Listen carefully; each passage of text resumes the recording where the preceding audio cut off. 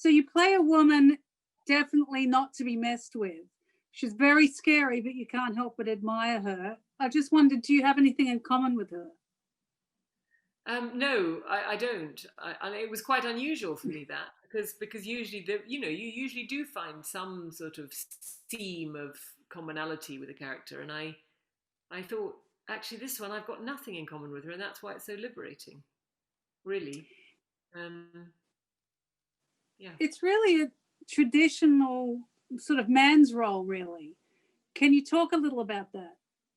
Well, I think there have always been these opportunities that have come round of really dazzlingly bad characters, sort of anti-heroes who are ruthless, ambitious, shameless, uh, dreadful, dastardly, corrupt, and something about the pizzazz and the chutzpah with which they go about their sort of devious ways is really fun to watch. And those characters have never really come around for women.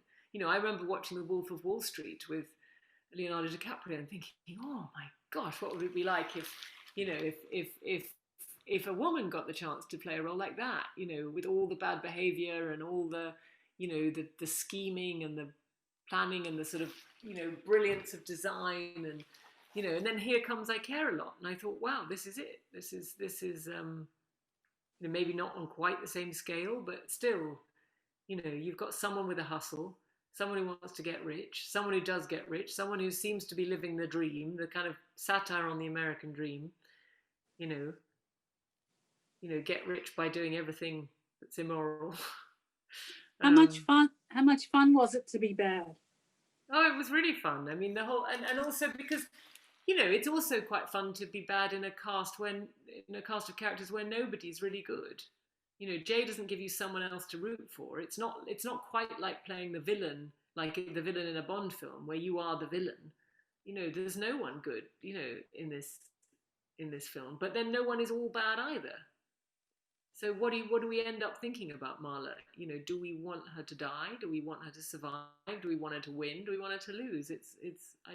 I haven't talked to enough people because I haven't really been able to have a screening of this film with any friends or anything. So I don't really know what people think about her. On a more serious side, what do you think it says about the aging community and our obsession with youth?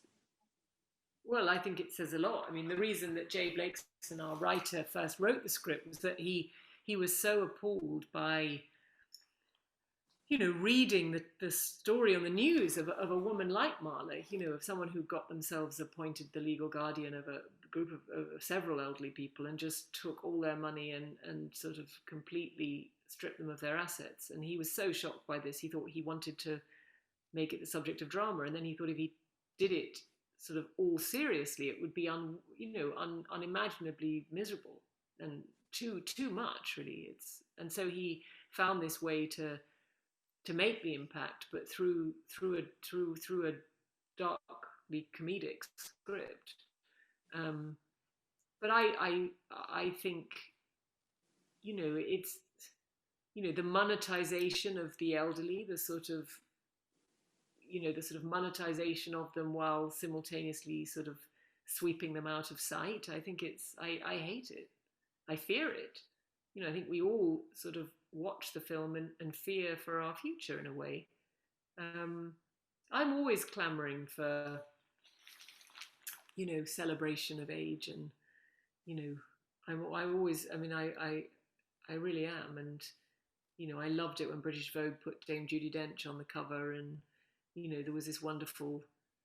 They do this thing where they allow people to ask questions to their cover stars, and of course Judy's answers are always just so full of humor and wisdom and a kind of perspective that you just don't get from youth ever. And that's why I always value age.